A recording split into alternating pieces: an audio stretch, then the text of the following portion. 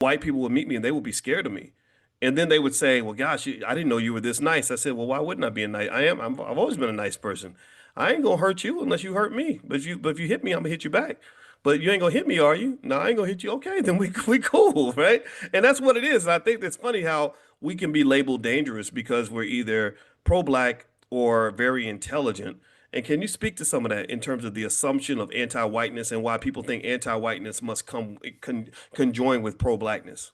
Yeah, I mean, it's the way they perceive things. We all pretty much have white friends, I'm sure we do. But I have, especially like I have white clients that really turn into friends, like really good friends. And we'll talk about political issues, racism, and stuff like that. And I don't try to hold back. My thing is I don't give a damn because like you won't get this work if you are like I never forget one of my clients, one of my Rich, he's a lawyer, rich, you know what I'm saying? He's just one of those people that were born with a silver spoon in his mouth. Um, we were talking about this is when the whole I don't want to say anything that flags, but when the virus, let's say that 2020 came, right? And the whole, thing was coming out when they want everybody to get it. And he was like, why are black people scared to get it? And don't say it. Don't talk about the black stuff. Boy, I let him in because he was talking about Tulsa, how they were experimenting. Mm, He had already heard that story. I wow. dug into that ass, and it's all love. You know what I'm saying? Because like he's gonna defend his culture. I'm Mm. gonna defend my culture. So that's why I say like we can't worry about how they perceive us. They're gonna perceive us and how they are. And then when they fully understand, like it took my I had some white friends that came to the showing of the Melanin Code, and it was a sobering wide opening. Why what I'm saying? So they understood like, okay, I understand where you're coming from when you talk about this. So sometimes it just needs to be put on the platter right in front of their face, and that I don't hold back. So that's just me. But definitely pro-black is anti-white out there, and that's just how it is. Yeah, I mean, I don't I think that it takes a lot of energy to be anti, you know. Anti is destructive and it's me giving you my power because all the energy I could be putting into building something for myself, I'm putting it into being mad about what you got and what you ain't did and what you're doing and waiting on you. And I hope everybody agree can at least understand or hear me when I say that I think that that takes away your power.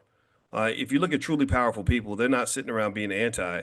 Only insecure people are anti and worried about what everybody else has got and jealous and hating and mad and talking about somebody else. Somebody who's really locked in on their purpose. If you're really locked in on your purpose, you ain't really worried about what nobody else is doing. Can I get a yes in the chat if you hear what I'm saying? I want everybody to just kind of pick that up and consider that as a strategy in life. People that are truly great at what they are, and you're great. All of you are great because you're taking the time to even do things like this on a regular basis. You are the talented tenth in my view.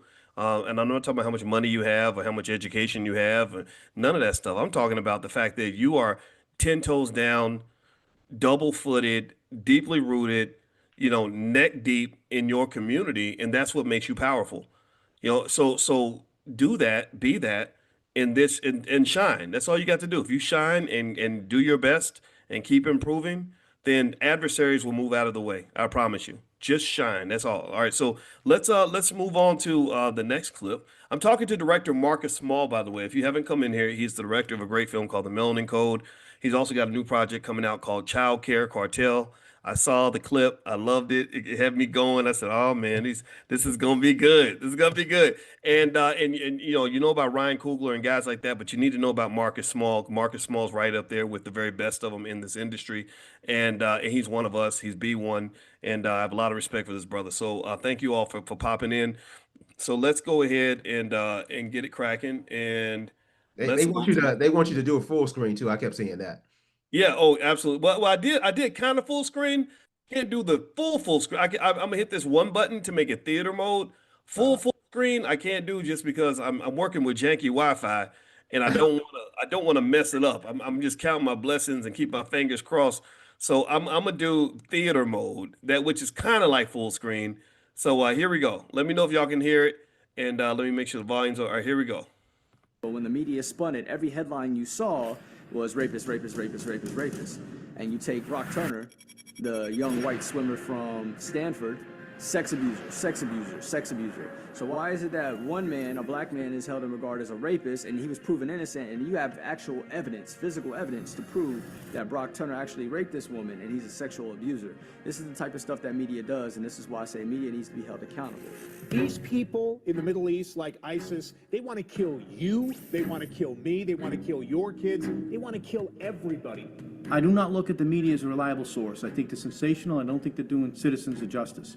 You're relying on a very competitive news media source that has an editor and an agenda and a producer to tell you what just went on.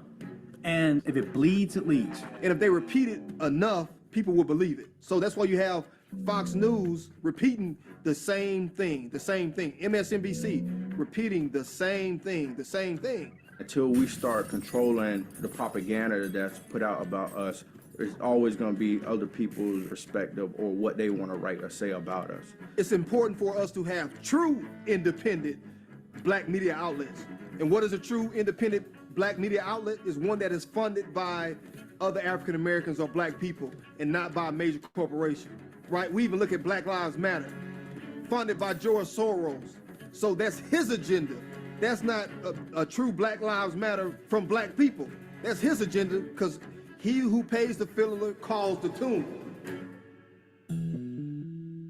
I just think the change should be that it's more production and definitely more quality entertainment and writing and directing and movies and scripts and that kind of thing. A lot of people don't realize that because you have a black writer, a black producer, a black director, a black lead, yes, it is predominantly a black story, a black film, but you have to understand who controls the distribution are white people or Jewish people. You can sit there and say, yes, Tyler Perry, but Tyler Perry still has to answer to Lionsgate, which is not black owned. That's who distributes his films. So until we control distribution and lock that down, our stories are going to be limited to what they are told to a certain point. The slave movies, get rid of them. They don't help at all. You know, they rarely show the revolts, which would show, you know, like people didn't just take what was given to them and wait for a law to be passed. It was actually something being done. We need more movies to show those psychological thrillers or those moments of the effects of slavery and how it's still affecting us today. There are vast and powerful changes that are occurring. Black media is getting stronger every year. You have a black film industry that's growing, where you got these small independent black films that are literally making hundreds of thousands, some making millions of dollars, and you're seeing people kind of responding to that. There was two kinds of slaves. There was the house Negro and the field Negro. The house Negro, they lived in the house with master. They dressed pretty good. They ate good because they ate his food, but he left. They lived in the attic or the basement, but still they lived near their master. And they loved their master more than the master loved himself. They would give their life to save the master's house quicker than the master would. If the master's house caught on fire, the house Negro would fight harder to put the blaze out than the master would. If the master got sick, the house Negro would say, "What's the matter, boss?" "We sick. We sick."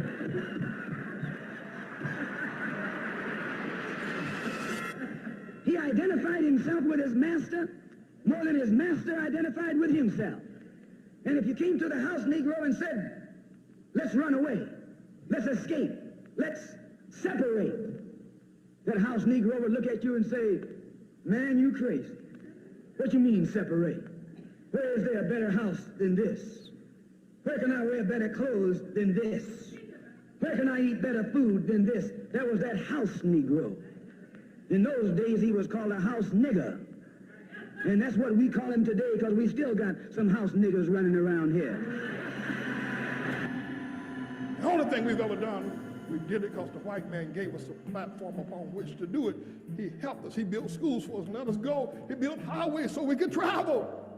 I think that historically we've always believed that the best way to get ahead in America is to gain favoritism with the white man and to sort of get that borrowed power that he lends to you. Guys like Barkley, Charles Barkley, Stephen A. Smith, Stacey Dash. Some of them are puppets for white supremacy because they get something out of it. They benefit from it in some way. I think we should have a code of conduct. We should have a standard of behavior for these individuals. And it should be simply based on the very firm idea of reciprocity. You get something from us, you need to give back.